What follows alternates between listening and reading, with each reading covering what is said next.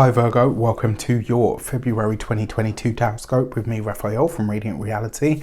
It's an absolute pleasure to have you. Thank you so much for being here. Thank you so much for joining me. Quick note, my readings are for your sun, moon and ascendant signs. So whether you're a sun, moon or rising sign Virgo, this is for you. And I always advise that you watch all three to get a clearer, more complete picture of how they're going to speak to you. With that said, remember they are general readings. Not everything's going to resonate with everybody, and that is just fine. You should always use your own discernment.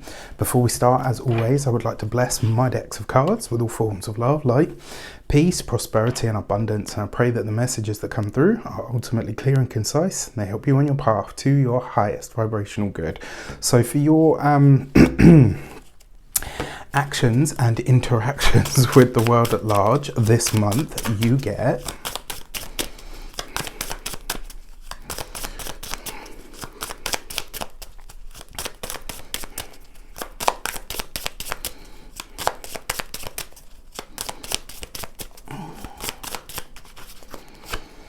the Fool card. All right, so new things, new places, new people, new energies are coming in for you over the course of this week. I got to be honest with you as well, the fact that you have the Fool card, it does suggest that this is going to be pretty much a turning point month for you. Do expect things, life situations to go in very different directions to the way that you set out, but think of these as universal and destined reroutes on the sat nav, right? I like to call this card the cosmic reset or the cosmic reboot, and this suggests to me in a lot of ways that you are about to embark on a really fun journey in your life, but it does suggest that it's quite a big departure, right? Now, usually the Fool card shows up as it kind of goes underneath the radar, but this is in your actions and options, and this tells me that your path, your decisions, the ways that you thought you were going this month are going in a very different direction. It's kind of like, in a way, this is big change, right? Usually, like I said, the Fool card kind of comes, it kind of goes under the radar a lot of the time, but this feels like you are going in very different directions to where you headed out or to where you thought you were going, and it's quite exciting. All right, so for your communications and conversations, you've got the 8 of Cups. So in order for all of these new paths to open up for you, or should I say as a result of these new paths and directions opening up for you, it does suggest, because you've got the 8 of Cups here, you are having to either release something, maybe you're having to spend more time on these new projects or new ideas or endeavors that you have coming up. The fact that it is the 8 of Cups as well, I would give yourself... I would like give yourself over to the way that you feel this month, right? So really take time to acknowledge and to talk about it. So if your plans are changing and you're kind of like, okay, this is great, but at the same time, you know, this is very far departed from what I expected to do or the direction I thought I was going in, be vocal about it, right? Talk about the way that you feel. And the reason I say this is because the 8 of Cups very often highlights where we feel an emotional imbalance of some sort. And this is a card of walking away, letting things go, releasing things, or going in different or new directions. The fact that you've got this next to the Fool card in your actions and options, like I said, it looks like there's these wonderful new things, new paths, new avenues, new people, new meetings, new business, new work, all coming in for you this month. But it is a departure from the way that you thought things were going to happen or the places that you thought everything was moving. So it kind of suggests to me that this month you're having to really talk about and really get into how you feel about something. And the more honest you are, especially with yourself, and the more vocal you are, I actually think you'll be able to process this a lot easier. And it might be, you know, it might stop you from feeling any sort of underlying, emotions or stuff, or stop them getting stagnant at least. For your heart and half, you've got the 3 of Swords. So you've got this with the 8 of Cups. Now, your heart and half sector is usually about personal relationships, familial ties, but it can also be friends. You've got this with the Eight of Cups, and if I'm honest with you, I kind of feel like this is either the end of a friendship or maybe an acquaintance of some sort, and maybe it's one that you never set out to end, but it's just come to a natural conclusion. I think because the thing is with the Three of Swords as well, it's usually a separation of sorts that hurts in the heart. Now, for those of you that are newly seeing someone, or there's been somebody kind of in and around, like, this kind of suggests that you're now coming to a realization that actually we're not compatible. You know what? I would love to keep you as a friend. Maybe we can stay acquaintances, but beyond that, it's not going to be anything serious. For those of you that are partnered, married, or in long-term commitments, because of the departures that are kind of coming up on your path, that Eight of Cups really does suggest this is a month where you do need to keep your partner in the loop, right? You've got to tell them how you feel about whatever it is that you're experiencing, about whatever it is that you guys are working on together, maybe about how their job is affecting the... Ow, sorry, I've got a scar on my arm. About how it's affecting the...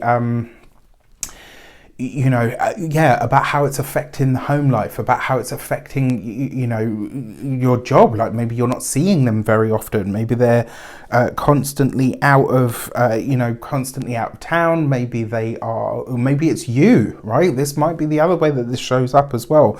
Maybe you're so busy with or on your work that your partner doesn't feel like they have time with you. Something this month with the partnership or the relationship needs to be addressed. And I think the more vocal you are about it, the easier it will be, and the less it's going to look like, the less problems or challenges or issues it is going to cause. For your money and materials, you have the World card, right? But your finances look great. Your finances actually look very good. Remember, with the World card, this can see you tapping into a global network. So if you've got your own business in some way, shape or form, your business could really elevate this month. This suggests that you are either reaching more people, or you're more visible, you're being seen. The other thing with the World card, it's mastery. It comes up with the Three of Swords. So it does suggest that the relationship is kind of, it's not that it's taking a back seat. It's just more that you and possibly your partner, or one of you more than the other, is more focused on the career at the moment. And you have to be, right? There's good results here. There's good money. Like, sometimes we have to put sacrifices, sometimes we have to sacrifice a little bit. For some of you, this could be literally letting go of a friendship circle, because the World card can be communities, and it comes up with the Three of Swords. So that could be letting go of a community, letting go of a certain friendship, letting go of a certain community tie as well. Very possible. The fact that you have the World card, though, it kind of suggests to me that this is an influx of new clientele, new business, new work. For those of you that work for somebody else, the way that this might show up for you is an elevation, a promotion of some sort. Maybe a new skill that you've gained or finally mastered or finished now starts to pay dividends, now starts to yield some results or rewards. For your first week of the month, you have the World card, right? So there's definitely an energy of community here, but there's also a change of environment, a change of where you're living, a change of the people that you're interacting with in the space that you're living. Definitely possible. You've got the Fool card, which is the start of the major arcana. You've got the World card, which is the excuse me, the completion or the end of the major arcana. And this is a full circle moment, right? So I will say this first week, that new moon in the sign of Aquarius will literally see you going in a very different direction to the one that you set out. And this could be either really exciting, but it could just also be like a little bit, maybe like a little bit scary at the same time. Sorry, I'm just looking to double check something. All right, so for your second week of the month, you've got the High Priestess, and that's underneath the Eight of Cups. This is, honestly, I think the biggest thing that I want to say to you, Virgo, this is not a month to hide how you feel, right? You really do need to talk about how you're feeling about something. So if there's something that has you miffed, if there's something that's got you peeved, or you're pissed about something, speak on it. This is not a month to bottle up or to hide how you feel. This is not a month for you to suffer in silence either. If there's something that's upsetting you or bothering you or is an issue, like, you got to speak on it this month, all right? Don't hold back. It also looks like you're working on somebody else's behalf behind the scenes here, which could be interesting. For your third week of the month, you've got the Justice card underneath the Three of Swords. So this is a new contract or a new commitment, but it's also the breaking of one as well. So for some of you, maybe this is a spontaneous move that comes up, and it's like, you know what, I don't really want to leave the place that I live in, or I really like the community that I'm a part of, or maybe I really like the home that I'm in. It suggests to me that either through your work or the partner's work, maybe you're having to move, and this might be a month where you're having to look at what your commitments are. This also suggests as well, because you've got the excuse me. This also suggests, for those of you that are single, it kind of feels, to be honest with you, that you're way more focused on your career this month. Like, you're way more focused on everything else, because there's so much great stuff here, but it's like your focus is elsewhere, and that's where it needs to be for now. Which I don't actually think is a bad thing, if I'm completely honest with you. I kind of feel like if you're a single Virgo this month, it's like you're just putting your focus elsewhere, and it's not an issue to you because you're busy with other stuff. And then you have the Death card in the fourth week of the month. This could be literally the end of a community, the end of you being a part of a community, walking away from a place that you've lived. For some of you, this could be letting go of a job. Maybe that's the sadness. Maybe that's the challenge that comes up. Maybe, and that's how it is, right? Especially if you really like your job. Even if you really like your job, but you have to leave because there are better prospects or better money or whatever somewhere else, that can be really hard, because sometimes it's like, well, I wish I could have stayed, but obviously the conditions weren't right. So there's something here where, you're having to give something in order to gain a whole lot more. So when it comes to your moons, I was just looking at the chart a minute ago. So for your moons, you've got the new moon in your 6th house, and you have the full moon in your 12th house, right? So when I talk about astrology, anytime I mention astrological stuff, I'm using tropical whole sign houses, and that's the system that I'll be using. And then on top of that, I will be looking at this usually from the ascendant, to a lesser degree the sun and the moon. You have to check your own chart to see where everything actually is. But that's how I do it, and it's the reason I say to people, watch your sun, moon and ascendant, so that you can get a clearer picture of how they're going to speak to you. So your new moon on the 1st of February in the sign of Aquarius is taking place in your 6th house. This is all to do with your day-to-day routines, like a change in that space, right? A new moon is a fresh start or a new beginning, so it does look like you're making changes to your day-to-day routine, changes to your work, changing to your work habits and patterns. It also suggests in a lot of ways that you are maybe taking more care of your health, right? This could be a time where you're saying, okay, you know what? Health is wealth, right? It always is. It doesn't matter how wealthy you are. It doesn't matter how much status you've got. If you're not healthy enough to enjoy it, what is the point? Your new moon message is the gate 55 and abundance. Nice.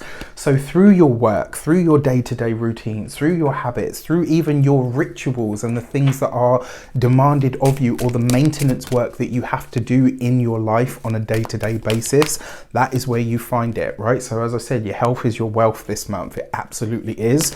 And the key to making that more of a more of a thing, let's say, I can't think of the word right now, is through your day-to-day habits, what you do on a day-to-day basis, and how consistent you are with that, or how consistently you do something that isn't any good for you. So your full moon in Leo is taking place in your 12th house, right?